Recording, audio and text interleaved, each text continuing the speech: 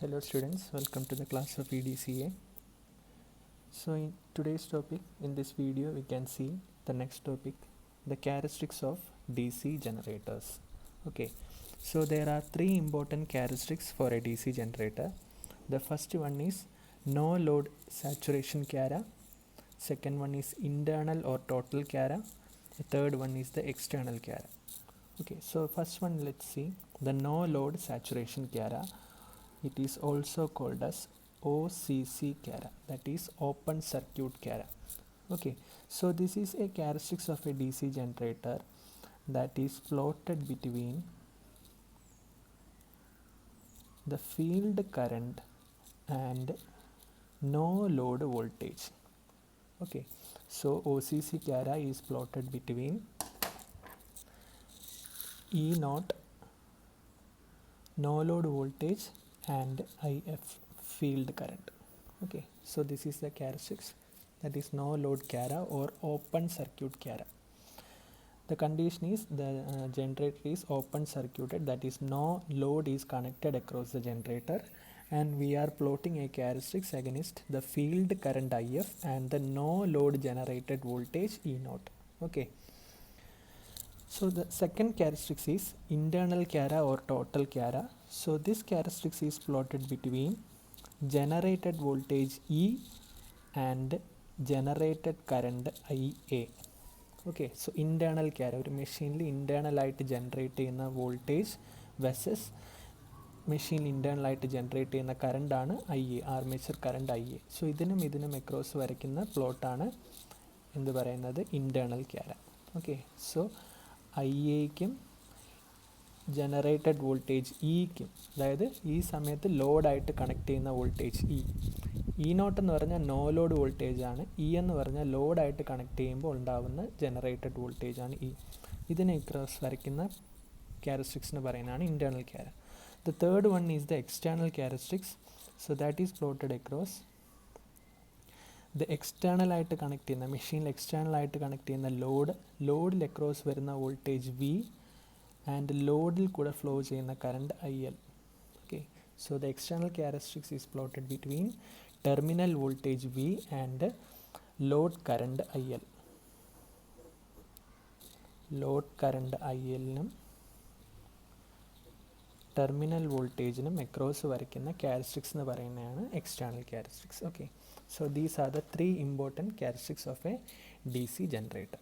So first let us see the characteristics of a separately excited DC generator. Okay, so separately excited DC generator, the first characteristics, no load saturation cara or OCC cara, and that is plotted between no load voltage E naught and field current IF. ഇതിന് വരയ്ക്കുന്നതാണ് no load saturation cara. Okay, so this let us see, this is a separately excited DC generator, that is the field winding of this generator is excited by a separate DC source.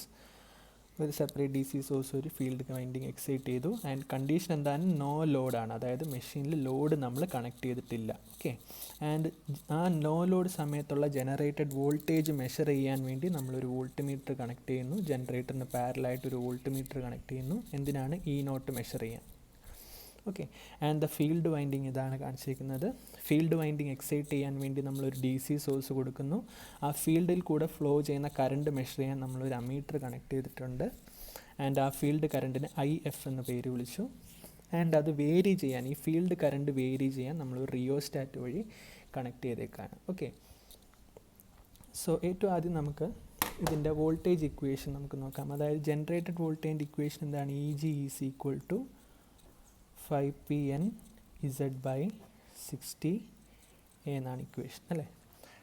That is, if this generator ഒരു constant സ്പീഡിൽ run ചെയ്യുവാണെങ്കിൽ, അതായത് N constant ആക്കുവാണെങ്കിൽ, ബാക്കി number of conductors constant ആണ്, number of poles constant ആണ്, number of parallel paths constant ആണ്, 60 ഒരു കോൺസ്റ്റൻറ്റ് വാല്യൂ ആണ്. അങ്ങനെയാണെങ്കിൽ നമുക്ക് എന്ത് എഴുതാം, EG is directly proportional to 5 എന്ന് എഴുതാം, 5.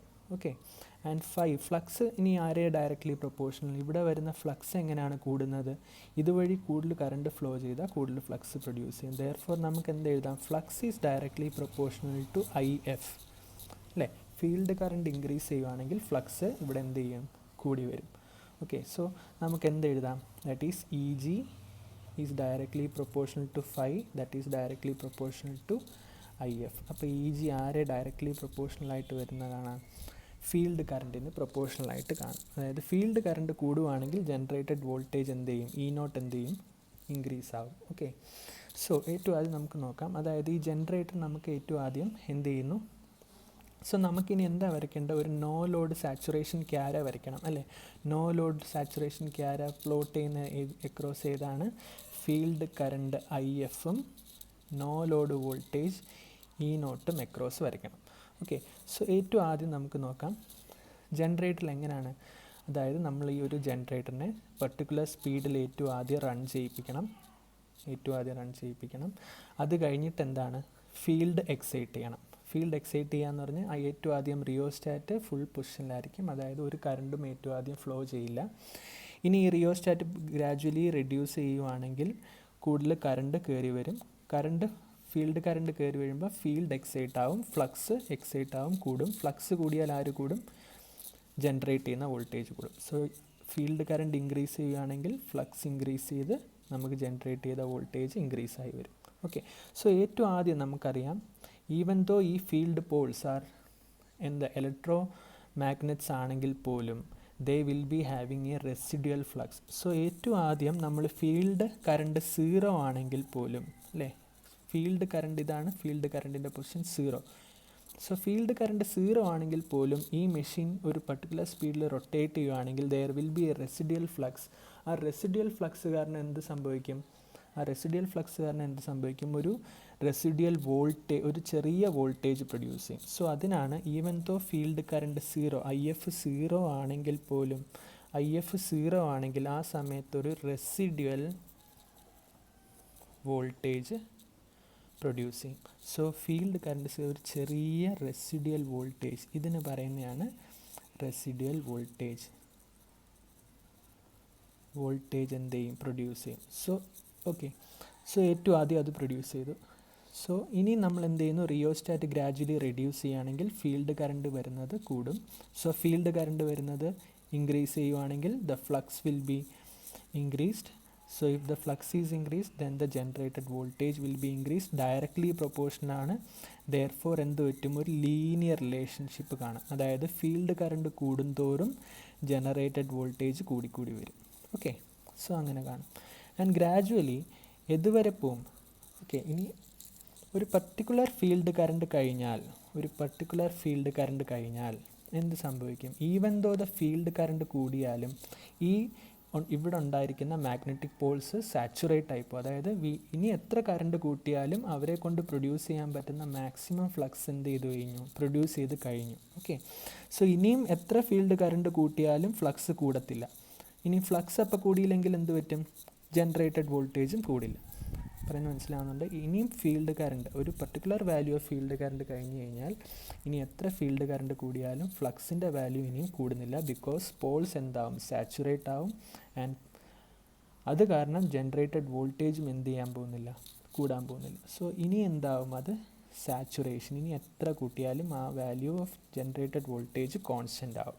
ഓക്കെ, ഒരു പർട്ടിക്കുലർ ഫീൽഡ് കറണ്ട് കഴിഞ്ഞാൽ ഇനി എത്ര ഫീൽഡ് കറണ്ട് കൂട്ടിയാലും ജനറേറ്റഡ് വോൾട്ടേജ് എന്ത് ചെയ്യുന്നില്ല, കൂടുന്നില്ല. അതുകൊണ്ടാണ് പറയുന്നത് സാച്ചുറേഷൻ ക്യാര, നോ ലോഡ് സാച്ചുറേഷൻ ക്യാര എന്ന് പറയുന്നത്. ഇനി ഓപ്പൺ സർക്യൂട്ട് ക്യാര എന്ന് പറയാൻ കാരണം എന്താ, ജനറേറ്റർ ഈ കണ്ടീഷനിൽ ഓപ്പൺ ലോഡ് കണക്ട് ചെയ്തിട്ടില്ല, ഓപ്പൺ സർക്യൂട്ടഡ് ആണ്. അതുകൊണ്ടാണ് OCC ക്യാര എന്ന് പറയുന്നത്. ഓക്കെ, സോ ഇതാണ് എന്ത്, ഒരു നോ ലോഡ് സാച്ചുറേഷൻ ക്യാരയാണ് നമ്മൾ ഈ വരച്ചിരിക്കുന്നത്. ഓക്കെ, ഇനി സെക്കൻഡ് വൺ. ഓക്കെ, ഇനി അടുത്ത ക്യാരക്ടറിസ്റ്റിക്സ് എന്താണ്, നോ ലോഡ് സാച്ചുറേഷൻ ക്യാര കഴിഞ്ഞിട്ട് ഇനി ഇൻറ്റേർണൽ ക്യാര ഉണ്ട്, എക്സ്റ്റേർണൽ ക്യാര ഉണ്ട്. ഓക്കെ, അത് നമുക്ക് ഒരുമിച്ച് വരയ്ക്കാം, internal and external chara. Okay, so internal and external chara വരയ്ക്കുന്നത് ഏതിന് അക്രോസ് ആയിരുന്നു, അതായത് ആർമേച്ചർ കറണ്ടും ജനറേറ്റഡ് വോൾട്ടേജ് ഇയും ആൻഡ് എക്സ്റ്റേണൽ ക്യാര വരയ്ക്കുന്നത് ലോഡ് കറണ്ടും ടെർമിനൽ വോൾട്ടേജ്. ഓക്കെ, സോ നമുക്ക് ഈ ആക്സിസിലാണ് full current value IA, IL നമുക്ക് ഈ ആക്സിസിൽ എടുക്കാം. ആൻഡ് ഈ ആക്സിസിൽ നമുക്ക് വോൾട്ടേജസ് എല്ലാം എടുക്കാം. ഓക്കെ, അതായത് ഒരു ഇൻറ്റേർണൽ ക്യാര വരയ്ക്കാം. സോ അതിനു മുമ്പേ it is a chara if the curve is drawn between voltage, generated voltage and the current generated. Okay, so ഈ സമയത്ത് we are keeping the machine in a constant speed. Okay, so ഏറ്റവും ആദ്യം ഒരു generated voltage നമുക്ക് E0, E, V 3 values വരയ്ക്കാം. Okay, E0 എന്ന് പറഞ്ഞാൽ എന്താ? No load voltage. സോ അതെന്താണ്? എത്ര കറണ്ട് എടുത്താലും ഒരു ജനറേറ്റർ ആണെങ്കിൽ എന്തായിരിക്കും? വോൾട്ടേജ് എന്തായിരിക്കും? കോൺസ്റ്റൻ്റ് ആയിരിക്കും. ഓക്കെ അല്ലേ? എത്ര കറണ്ട് എടുത്താലും ജനറേറ്ററിൻ്റെ വോൾട്ടേജ് എന്തായിരിക്കണം? സോ അതാണ് ഐഡിയൽ ക്യാര. അല്ലെങ്കിൽ നോ ലോഡ് വോൾട്ടേജ് വരയ്ക്കുമ്പോൾ എങ്ങനെ വരയ്ക്കാം? ലോഡ് കറണ്ടാണ്, ജനറേറ്റ് ചെയ്ത കറണ്ടിന് അക്രോസ് ആണ് വരയ്ക്കുന്നത്. സോ ഒരു ജനറേറ്ററിൻ്റെ വോൾട്ടേജ് എപ്പോഴും കോൺസ്റ്റൻ്റ് ആയിട്ട് നിൽക്കണം, E0, അത് ലോഡ് ഇല്ലാത്തപ്പോൾ. ഇനി നമുക്ക് വരയ്ക്കേണ്ട എന്താണ്? ഇൻറ്റേർണൽ ക്യാര വരയ്ക്കേണ്ടത് എന്താണ്? അതായത് ലോഡായിട്ട് കണക്ട് ചെയ്യുന്നത് ലോഡായിട്ട് കണക്ട് ചെയ്യുമ്പോൾ ജനറേറ്ററിൻ്റെ voltage versus generated current IA. അതാണ് ഇൻറ്റേർണൽ ക്യാര വരയ്ക്കേണ്ടത്. ഓക്കെ, സോ ഈ സമയത്ത് എന്താവും? ഇൻ ദ ലാസ്റ്റ് ടോപ്പിക് നമ്മൾ പഠിച്ചു, ജനറേറ്റ് ചെയ്യുമ്പോഴത്തേക്ക് ആർമേച്ചർ കറണ്ടിൻ്റെ വാല്യൂ എന്ത് ചെയ്യുന്നു? കൂടുന്നു. ആർമേച്ചർ കറണ്ടിൻ്റെ വാല്യൂ അല്ലേ 0-ൽ നിന്ന് കൂടി വരുന്നു. ആർമേച്ചർ കറണ്ടിൻ്റെ വാല്യൂ കൂടുവാണെങ്കിൽ എന്താവും?